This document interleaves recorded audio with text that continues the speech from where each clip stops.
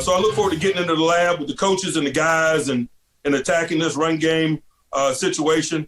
It's something that we shouldn't have a difficult time pushing through, to be quite honest with you. We have very capable people in that area, but it is below the line as we sit here today.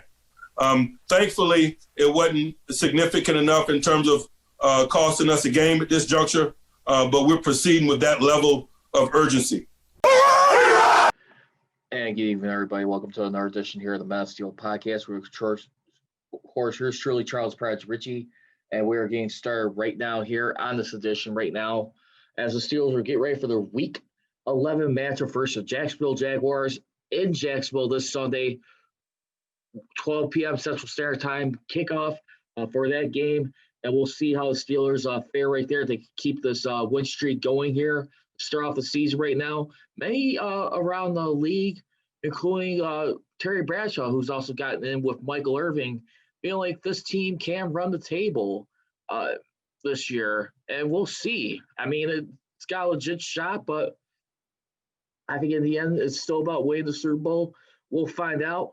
A lot of interesting stuff to get into right now. You just heard Mike Tomlin talk about right there, addressing the elephant in the room the last couple of weeks, which has been the most obvious Steelers struggles on offense, which has been the run game. Unfortunately, as it stands right now, they are ranked 25th in that category with 916 yards, and they're only right now at that point in time, I mean, with that, I mean, they're averaging 3.8 yards per attempt, which is not good. And I feel like right now, because I was listening to people like the Cook and Joe show on 93.7 The Fan, you had a guy and Ron Cook basically saying that he seems to be okay with the fact that Ben is winning these games, and like, do they really need a run game? I mean, necessarily, per se, in the long haul.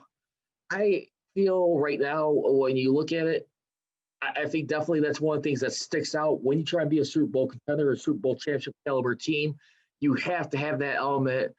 I mean, not necessarily asking for like a guy to rush for 1,000 yards, but whenever you do need to make some execution, force some first down pickups, and to help control the clock right there, it definitely helps big time to have that, because one of the things that I'm noticing the Steelers are slipping in right now that has been very noticeable is controlling the time of possession. I mean, the running game still helps that. I mean, just as far as like controlling the tempo of the game, because as of recently, right now, they went from number 1 in the last couple of weeks to now number 7 at close to 32 minutes a game. And that was one thing I was very impressed with this team, what they were controlling. I mean, the good news is so far, I mean, when you got a guy like Ben Roethlisberger who's playing at his best career numbers so far as taking care of the ball, I mean, when you really truly look at it, I mean, for this year, I mean, what he's been able to do, I mean, for this team, at the end of the day, I mean, you look at a guy who has 22 touchdowns and 4 interceptions. Not often you would hear that with a guy like Ben Roethlisberger, other center. At the end of the day, I mean, some people are putting him in the conversation for quite possibly MVP candidate for the league, which I found very striking right there. And we'll get into that in just a moment here. But I was doing some research on it yesterday. There wasn't really nothing much to talk about yesterday since the Steelers were coming off a dominating victory over the Cincinnati Bengals this past Sunday in Heinz Field. And we'll really look at it. And right now, I mean, the OddsShark right now has Ben Roethlisberger at the 7th best odds to win the MVP. Is at plus 2,500, 25-1 odds right now to win it. The people that are ahead of them, starting with number 1, is, of course, Russell Wilson right now. But the only retort to that, they are 6-3 right now, and possibly could be seeing their playoff divisional hopes slip away if they're not careful. I mean, the Rams are starting to heat up right now, and so they're in 3rd place in the NFC West. And you got Patrick Mahomes, defending Super Bowl champion with the Kansas City Chiefs. And, of course, you got Aaron Rodgers with the Packers right now, who's doing a phenomenal season in his own right, which I believe they have 2 losses at that point. Josh Allen of the Buffalo Bills right now, he is at plus 950, 19-2 odds. And you got Kyler Murray of the Cardinals, Tom Brady at plus 2,200, along with Kyler Murray 22-1 odds. Let's really think about this and dissect this real quickly, because right now, when you really truly think about it, at this point, you look at like all the passers in this league. This has been one of the elite stats that has been I think Ben Roethlisberger in his career, in my opinion, aside from having a third Super Bowl ring. I truly would like to see him still get a league MVP if possible. A lot of people are probably looking at this guy as far as more or less comeback player of the year. But, when you look at like the numbers that he's putting up right now, so far this season, he's fifth in touchdowns right now. At this point with 22, that's one behind Tom Brady and only 3 away from Patrick Mahomes. Wilson's got 28, so he's only 6 off. That's not too far from that right now. And then when you look at another element of it too, Ben Roethlisberger's tied first right now for the most fourth quarter comebacks this year with 3. He's only got 3 game-winning drives so far this season. That ranks second. And then you also start to look at, too, the other side of the coin with Ben Roethlisberger. He's 9th in QB rating at 103.0. So there's a lot of stuff right here, a lot of positives. I was watching the R for Most experience with him and Deke right there. And you can definitely catch a lot of their stuff on their YouTube channel with R for Most right there. And one of the things that R for Most was saying, too, how, when you look at him playing with a good team and you get a good defense.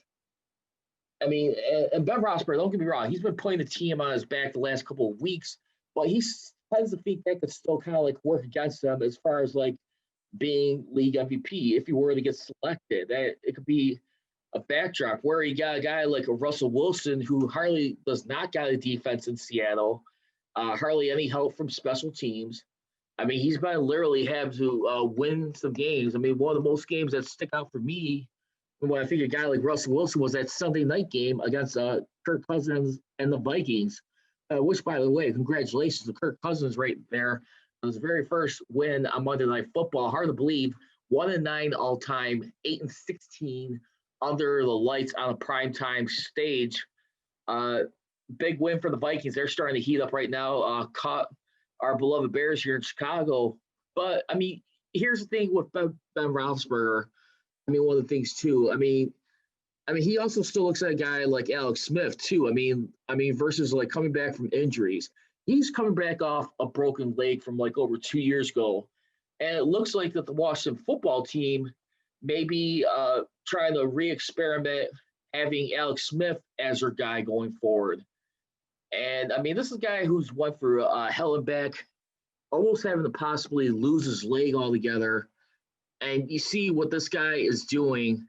But I definitely do feel like right now, Alex Smith, when you compare the two with him and Ben Roethlisberger, the only thing is, Ben Roethlisberger, yeah, he's been surrounded by a bunch of great talent, but I definitely do believe he's been putting on a Superman cape this year.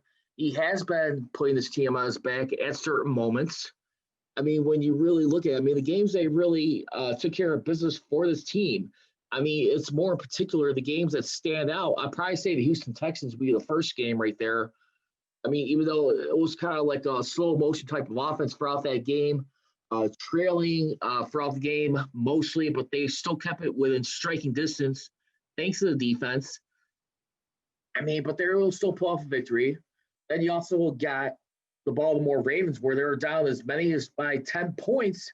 And then you got the Dallas Cowboys, a woeful Cowboys team who should have had no business been on top of the Steelers the way they were, with the exception of the fact that they still felt like they had a low ounce of hope competing for the NFC East. The highest comeback they came back throughout the year is 13 points. So, Big Ben Roethlisberger, he's took a lot of heat the last couple of years. I've been one of the guys that's been hard on this guy. At the end of the day, too, the thing is where I make the case for possibly being league MVP, and I agree with Deke on this. The thing is, look at when they were hurt when he was out for the season last year. I mean, granted, yes, the Steelers did have a great defense to hold on the fort, and they definitely went all in right there. I mean, with Mika Fitzpatrick, and they finally got the takeaways settled in. I mean, it was just a matter of just having a good, solid running game to complement guys like Mason Rudolph and Devlin Hodges.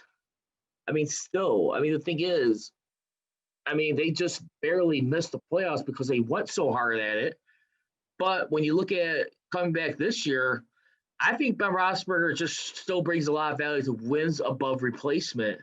I mean, when you really look at it, I mean, he definitely accounts for a lot of those wins, and this team could be a completely, drastically different team if Ben Roethlisberger is not under center. I probably make the argument that they probably be 5-3 at this point in time. I don't know, maybe 5-4. Say 5-4. I mean, it's not an easy task to go through what they've been doing. I mean, they still got a lot of things they're starting to learn about each other. I mean, with this group, granted, there are some things that they need to be fixed, but I also do look at it too and say, you know what? I mean, you're starting off a 9-0 team. I mean, you're looking at almost like a team that could be perfect, which would be another thing that could work against Ben Roethlisberger. I understand that. But the thing is, when you look at an MVP, you do have to be that guy who could still rally your team. I mean, look at a guy like LeBron James right now. I mean, who's been surrounded by a lot of talent with the LA Lakers this past year. It went to Giannis Antetokounmpo of the Milwaukee Bucks.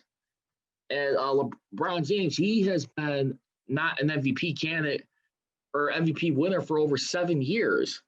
And sometimes they'll look at a guy like Giannis, who's had to deal with a lot less than LeBron James, making them the best team in the NBA, and still have a remarkable, season to start being. That team was championship potential until they hit the playoffs. It did not seem to be the case that time around for Giannis and the Milwaukee Bucks, unfortunately. So, like I said, we're streaming live right now here on Facebook Live for tonight. No Instagram. I will get back on that tomorrow. But for right now, I'd like to hear your thoughts right now. Steelers are 9-0, looking to try and pick up their 10th victory against the Jaguars. I got to tell you what, I'm starting to feel a lot better about this team. I know the running issue is still one of the most obvious, but I like the fact that Mike Tomlin is acknowledging it. I'm glad he's speaking on it.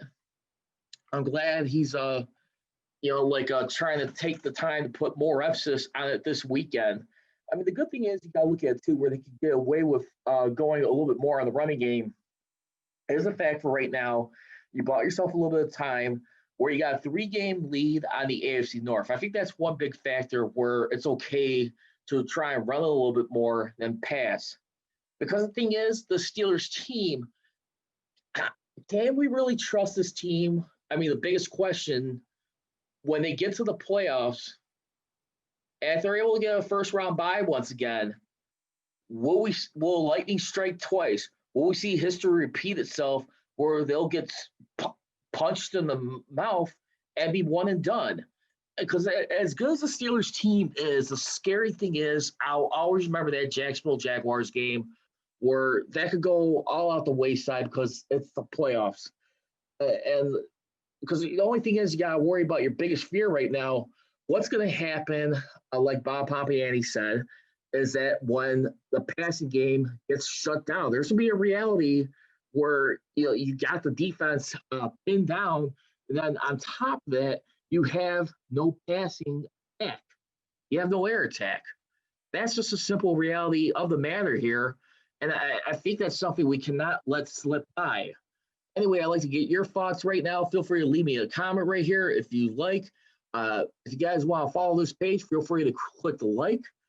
Do my live videos pretty much throughout the week. And then you can also catch me on Twitter for the Mass Steel Podcast at MassSteelCGR, at Mass Steel Nation on the Instagram. Then you can follow me primarily on Twitter and Instagram at Prodigy Richey.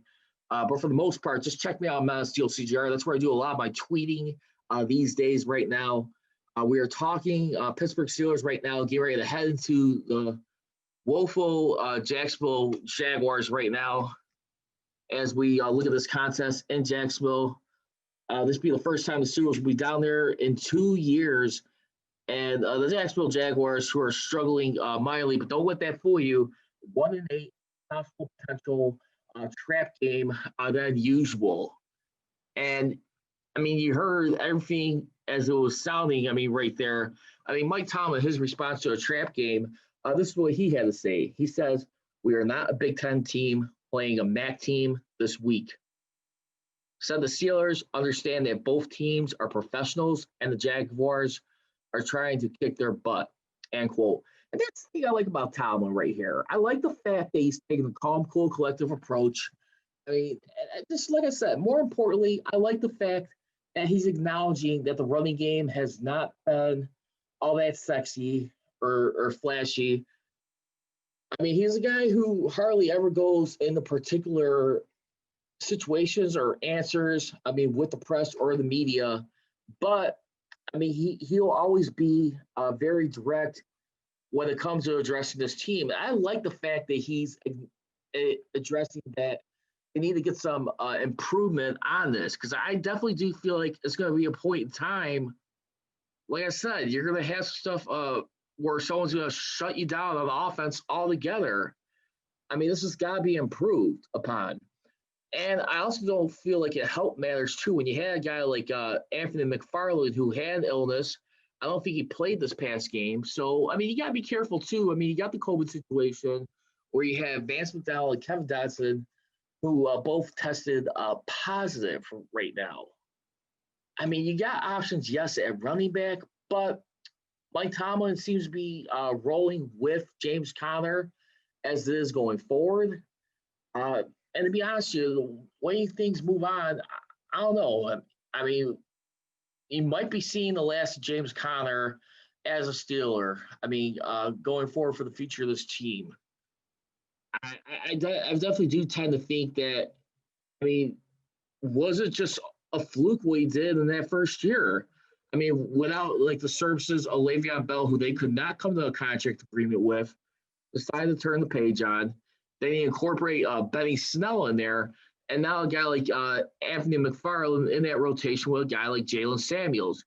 Jalen Samuels, who hasn't really done anything, has done zilch. But, I mean, like I said, too, I think you do have to consider looking at more options, I mean, for this team. It doesn't seem like it's enough right here at this point to, like, really be comfortable. And you got a guy like Le'Veon Bell who's with the Chiefs. I mean, I was one of the first people who was pondering if the Steelers should have considered acquiring him. But instead, I mean, you did address a needing position with a guy like Avery Williamson, which I do feel like is more important for without the services of Devin Bush. But you also got a guy like Robert Spillane right now who is on this defense. I mean, when you take a look at everything, I mean, he's been doing an incredible job. He is 5th in total team tackles right now with 32. And just really like holding his own so far. I mean, this guy right here has been very impressive stepping in when you lose a guy like Devin Bush. I mean, that's another factor right there, too. I mean, when you look at the guys they lost, I think that could only help further Ben Roethlisberger's chances of probably winning AP MVP right there. I think he has to get this team to the number 1 seed. I mean, and just try and wrap up everything early. And then just win a few games in commanding fashion, just like how he did this past Sunday against the Bengals.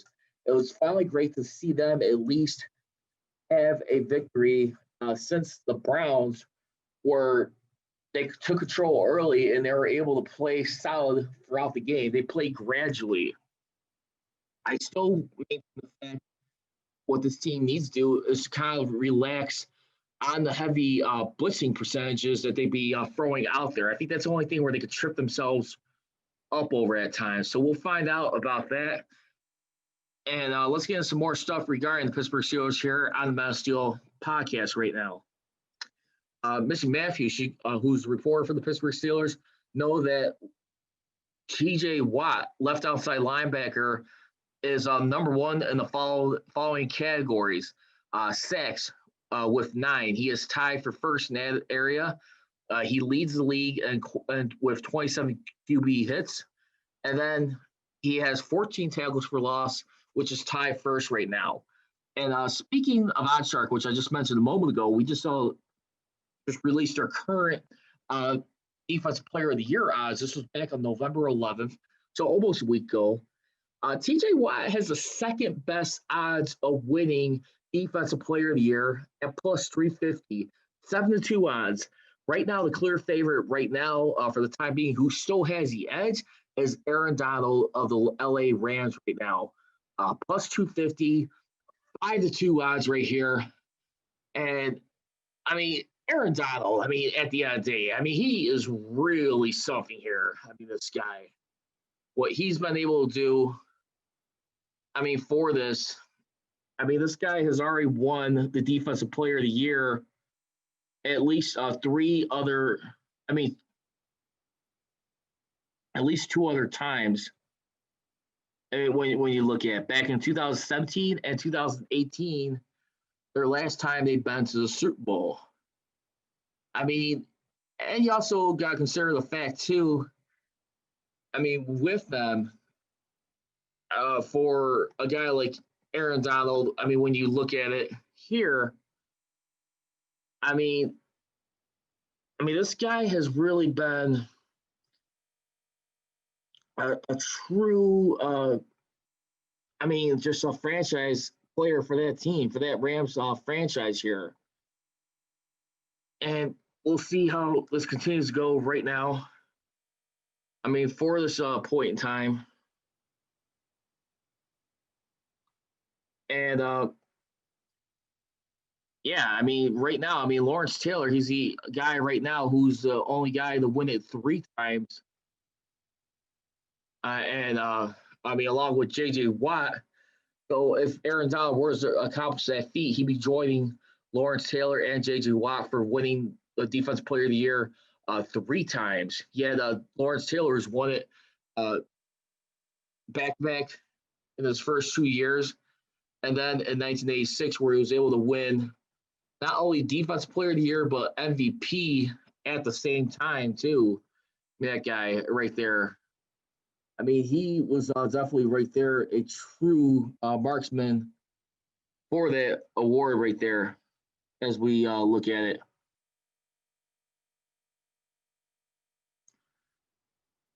Yeah, we're talking Steelers and Jaguars, also talking about the latest odds for MVP and, of course, Defensive Player of the Year at this point in time for right now. Again, you can follow me on Twitter and Instagram at Prodigy Richey.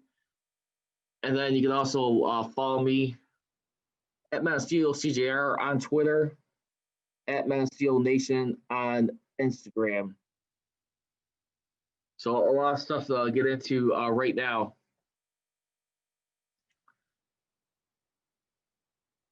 Also, too, the latest news I was mentioning earlier, the Steelers was reported by Mr. Matthews. The Steelers have released linebacker Ray Wilborn and added tight end Charles Jones to the practice squad. Now, to give you a little history lesson on Charles Jones right now, he right now is related to Jacoby Jones from what we heard. I think the Steelers had him on their team a few years ago. I want to say back in 2015 when we look at this guy here.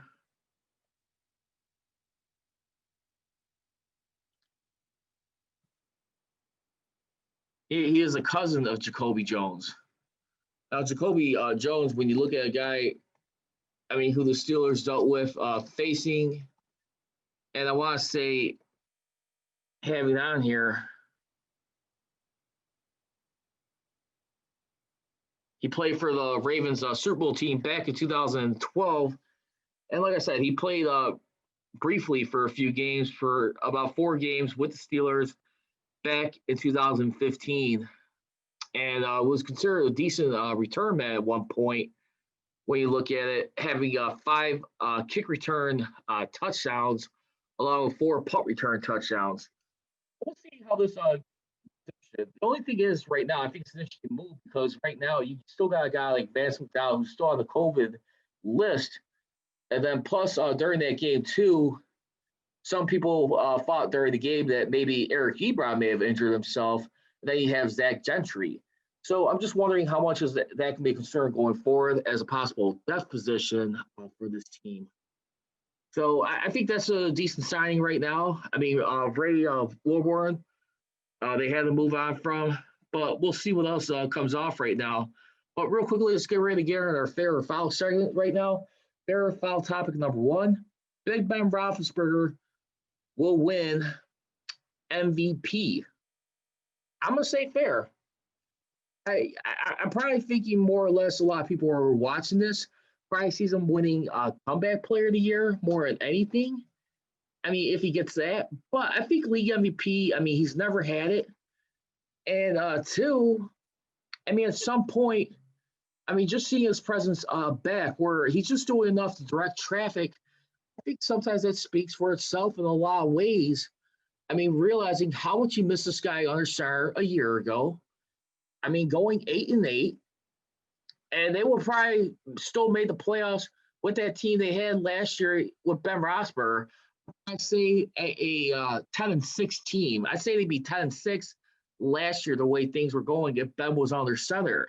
I mean, this year, I mean, it just seems interesting how Deke has brought up the point, too, that, I mean, you had guys like Juju Smith-Schuster, James Washington, and everybody else in question, the receivers without Ben Roethlisberger, how they just looked like pure garbage at times. Let's just be honest. I mean, there's a lot of high question marks if Juju Smith-Schuster was going to be on the Antonio Brown level where he could still be the attractive threat. And at the end of the day, I mean, there are some big question marks, and people were pumping the brakes, whether if he was going to be a longtime Pittsburgh Steeler. I mean, they had some legitimate concerns. But when you see him come back and work with the chemistry that he's been able to put up so far, I mean, you look at the journey, what he's been doing, coming off that elbow surgery, practicing with his teammates back in April or May it was when he did that video of himself finally throwing a football long after picking up a regular football and tennis ball after it was clear to do some throwing. So I do feel like right now, I mean, when you look at everything that's been emphasized right here too, I mean, Terry Bradshaw finally starting to like patch up his relationship with Ben Roethlisberger. I mean, it was hard on him for handling his life earlier. I mean, he had a lot of disagreement with, but at the end of the day, I mean, just seeing this guy back, I mean, he's still kind of like that Superman, that hero of the day. I mean, he may not be as flashy as he once was, but he is still, I mean, just proving how much he cannot be forgotten about. And he's still a guy you cannot necessarily dismiss. I think he will play out his contract. I mean, there's still a lot of people out there. I mean, if he wins the Super Bowl, which I was definitely one of those. I mean, if he wins the Super Bowl this year, that he'll retire. I'm not so sure. I mean, right now. I mean, more than likely, I could still see it. But, I mean, you still got to go back to what he said a long time ago. He wants to have as many Super Bowls as Terry Bradshaw. I'm not saying that he's going to eclipse him, but possibly, I think it's just something that's one shy of him. But I think the thing is, with a guy like Ben Roethlisberger, he's having fun for the first time in a long time. Let's be honest, because he's took a lot of fair, brash criticism at the end of the day. And some of that stuff was legit, but a lot of the stuff with the drama queen stuff, I think we have to get over it at some point. That's going to do it for this edition here of the Mass Joe Podcast. I'll tune back with you. I'll try and tune back with you guys tomorrow. I'll give you some more further updates right now. Oh, and by the way, too, update on the power rankings. Steelers are second right now behind the Kansas City Chiefs. Steelers did not move up right now. I mean, of course, you had the Kansas City Chiefs on their bye week. The Steelers do got a full game lead as far as like the top seed in the AFC, which they're trying to get that bye for right now. And here are the top 10 real quickly before I head out here who are in the power rankings. You got the Chiefs, of course, number 1, followed by the Steelers. Saints are at number 3 right now. There's going to be a big question mark right now with Drew Brees with multiple fractured ribs and a crushed lung, I believe it was. So keep him in your prayers, please. I hope he's okay. He's able to come back. That may be the last ride for him. We'll see. I mean, I still anticipate him to come back finish the season, but a collapsed lung and everything, man, that's going to be very difficult to do. Followed by the Saints at the Tampa Bay Buccaneers, Green Bay Packers at number 5. And then for your final 5, you got the Ravens, Bills, Raiders, Cardinals, and Rams. And I got to tell you, out of all those teams right now that are in that top 10, I'm probably looking at the Raiders right now, to be honest with you, who is really coming into their own. I mean, yeah, you had the fantastic last grab touchdown catch by DeAndre Hopkins from a good throw from Kyler Murray. I mean, the catch is obviously going to get a lot more attention. But, I mean, when you look at this Raiders team right now, they're really starting to heat up. I mean, you beat the Saints back in week number 2. You got a victory over the Chiefs so far. Got to face the Chiefs on Sunday night in Las Vegas. So, I mean, this is a team who could possibly be back to the playoffs for the first time since 2016. I like their chances, and I really feel like that Derek Carr and John Gruden, they're really starting to click. They also got a damn good running game, and Josh Jacobs that's doing well enough. So look forward to seeing you guys hopefully tomorrow. If anything changes, I will let you guys know, but definitely tune in Sunday for my Steelers versus Jaguars Week 11 pregame show. This is the Mass Steel Podcast. As I always leave you, don't be trolling, be rolling. Here we go, Steelers. Here we go. I gone.